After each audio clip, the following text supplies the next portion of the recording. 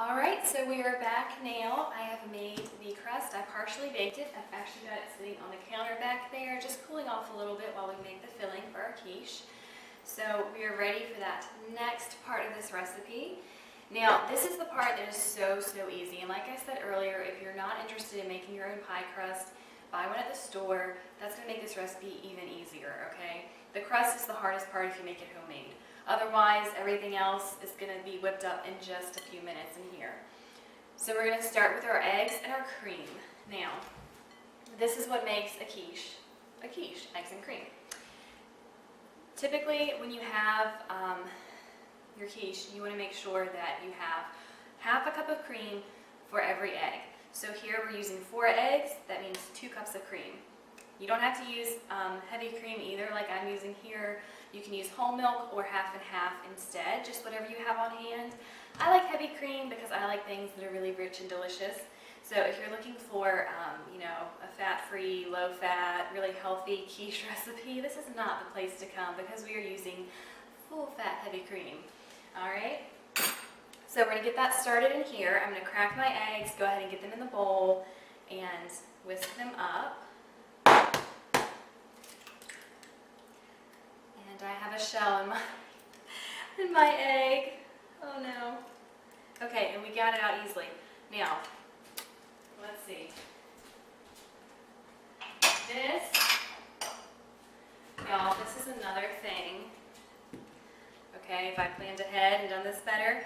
When you're cracking eggs, a little tip for you that I apparently should follow more often as well, is to have a little bowl beside your big mixing bowl. Crack each egg individually. That way, into this little bowl before you put it in here. That way, if you get a shell in there or it's a bad egg, you haven't messed up the entire bowl of whatever else you have in there, any other ingredients. Okay, so we're going to do this so we don't get any more shells in our large bowl. And we want 4 eggs total. So there's 3. And 4. There we go. All right, I'm going to get this out of the way and wash my hands.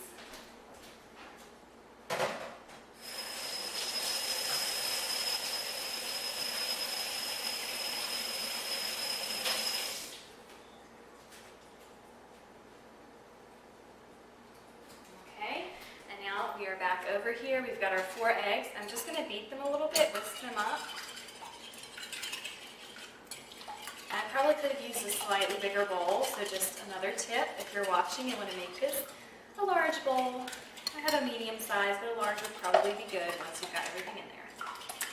All right, so we have our eggs, 4 eggs. I've just beat those up a little bit. We're going to add in our heavy cream now while we whisk to make sure it all incorporates really well.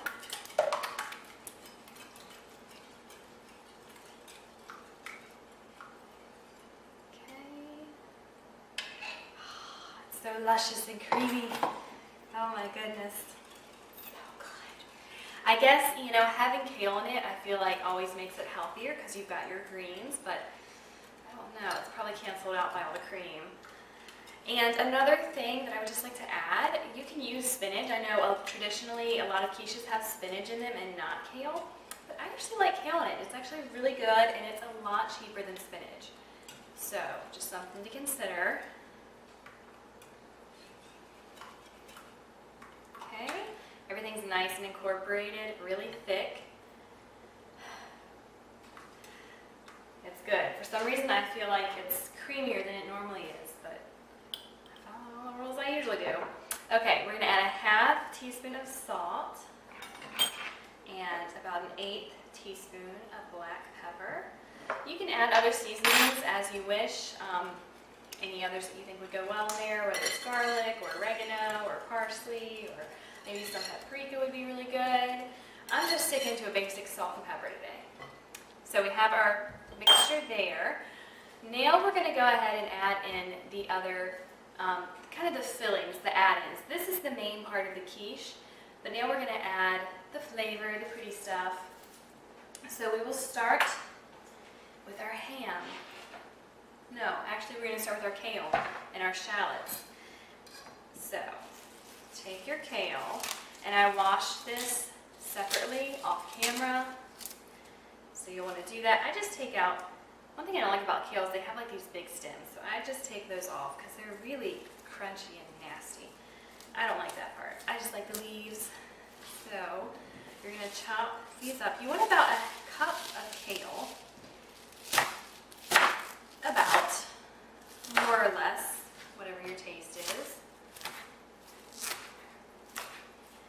And we're just going to chop it. And what I like to do, I get a bunch, but then I kind of put it in there a little bit at a time. And I take it and see what I think of it. So like I definitely want to add a little more.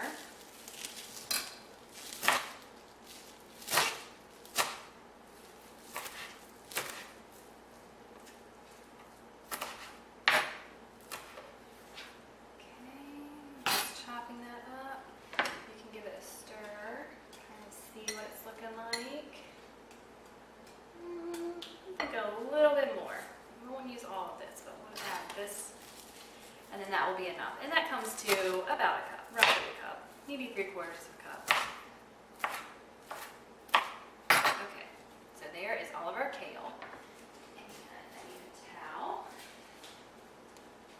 All right, mix that in. It's looking beautiful.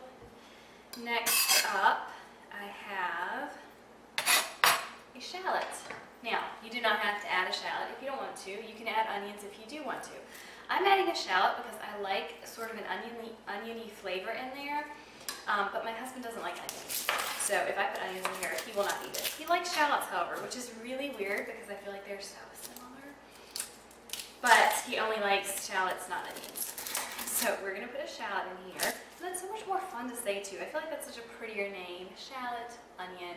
Shallot's way prettier. So that's what we're adding to our pretty quiche. I clearly don't cook with these very often. I don't know how to cut them open. There we go. I'm just going to use one little ball, I think. This, you know, something I love about cooking, and you'll notice this in videos that I do sometimes, is that cooking is kind of freestyle. You can do whatever you want. There's no hard and fast rule. If you want to add other seasonings to this, add them. If you want to add other fillers, add them. There's no real big rules. The main thing, the rules that we have typically have to do with baking, like our pastry crust, how much butter you put in there, how cold it's supposed to be, that sort of stuff. So baking, yeah, there's more rules. There's a lot of science involved in baking. You have to follow it and pay attention. But with cooking, like, you can kind of do what you want and add what you want, and you don't have to measure everything exactly, and I love that. So I want to add some shallot. I just chopped up one little shallot bowl. They're kind of like garlic. They break apart, and I just chopped up one of those, and I'm putting that right in here. Yummy. Stir that in. And I didn't think about this till just now, but oh my gosh, if I had like cut up the shallot and put that on the stove and kind of sauteed it down, oh, that'd be so good. Really has some great flavor. Okay, all of our trash and junk aside. Now we're going to add our ham. I can't talk. We're going to add our ham. And what I use generally is ham steaks. But when I was at the store, I don't know, they were kind of picked over and what was left didn't look that fresh. So I opted for some breakfast ham slices instead, which are pretty similar to ham steaks. And you can, of course, use whatever ham you want. You can use breakfast ham, country ham, ham steaks. It really doesn't matter. Again, the beauty of cooking. I'm kind of giving you a rough guideline, and then you can take this and do what you want with it. So I've got my breakfast ham slices, and I'm just cutting them about an inch, half an inch in size. And I'm slicing them that way, and then I'm going to like turn the whole thing and cut them into little chunks.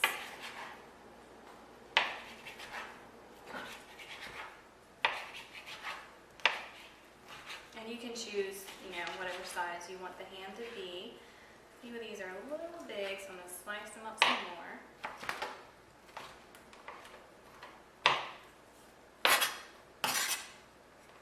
Okay, and go ahead and add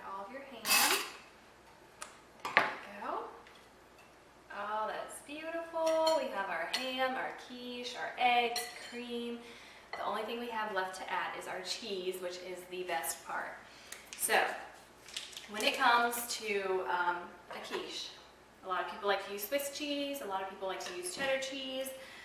I am a huge fan of Gruyere cheese. I think I said that correctly. I don't know for sure. But it's so good. It is so creamy. It melts perfectly. It is beautiful. It creates, the last time I made a quiche and I used Gruyere cheese, it created like these little cheese pockets in there, and they were so good and melty. It was amazing. So that's what I'm using again, although I don't think this is exactly the same, but it's close enough. I mean, it is Gruyere. It's just a different brand, and it looks different. It smells kind of different, so hopefully it'll be just as creamy. So I'm going to, how do I want to do this? This works. So just cut it into chunks. You want to shred your cheese up. I have this handy dandy little microplane grater thing. So I'm going to use that.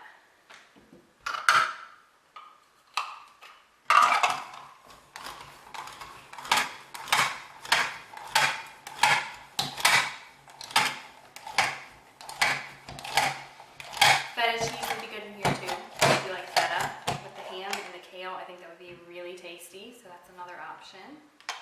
Just randomly thinking of cheese types that you can use. Alright, so I've shredded up some of that. I'm going to kind of push it aside.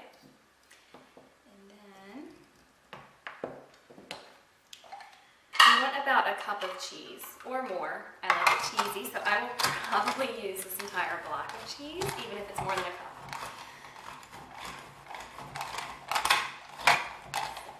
Shredding it. Getting a great arm workout while you're at it. Okay.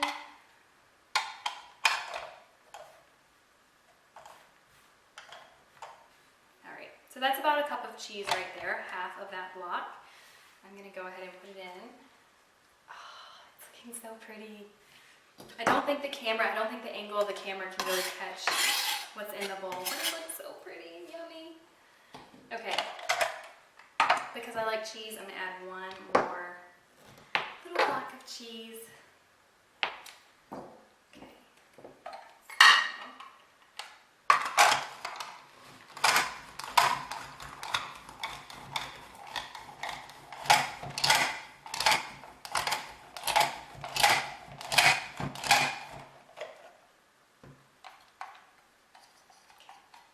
No cheese left behind. Get all the cheese shreds. Cannot waste that. And if you have like kind of bigger chunks like that left over, that's okay. They'll melt down in there and it creates those delicious little cheese pockets. So we want to keep that.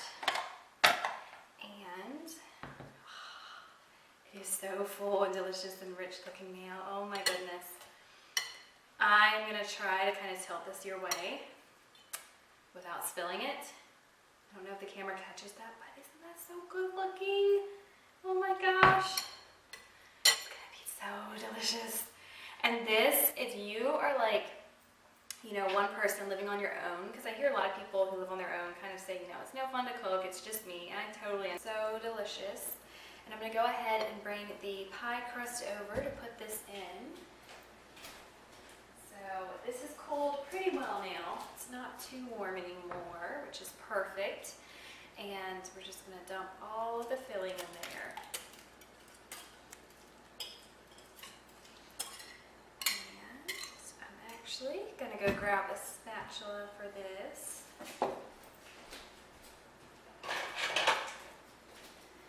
And you probably noticed that some of the filling is going over the edge of the crust here. So this is just a spot that was a little lower, which is why you always want to make sure you have sort of a little bit of overhang on your crust when you're par baking it, because it will shrink a little bit. And you don't want too much of the filling going underneath the crust. So get the rest of these little pieces here. But as you can see, this really filling, it makes a decent amount. Super delicious. There we go. Make sure there's no cheese stuck to the bottom of the plate. And I will go ahead and put this into the oven I'm gonna let it cook for about 25 minutes, and once it's finished, we can cut it open and take a look.